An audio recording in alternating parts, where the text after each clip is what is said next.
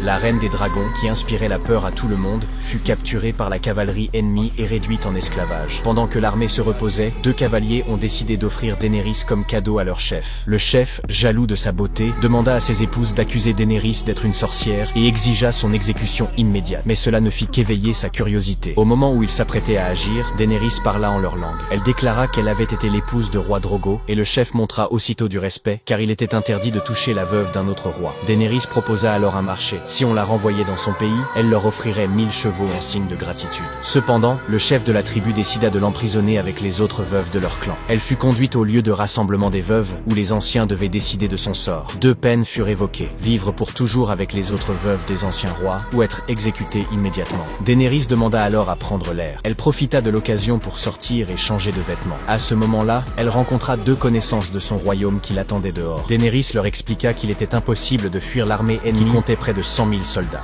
Elle décida donc d'adopter une autre stratégie. Pendant le jugement, les chefs se rassemblèrent. L'un d'eux suggéra que les nobles de son clan étaient prêts à échanger 1000 chevaux contre elle. Mais la réponse du chef fut ferme: les veuves d'anciens rois ne sont pas à vendre. Alors que la dispute s'intensifiait, Daenerys prit la parole.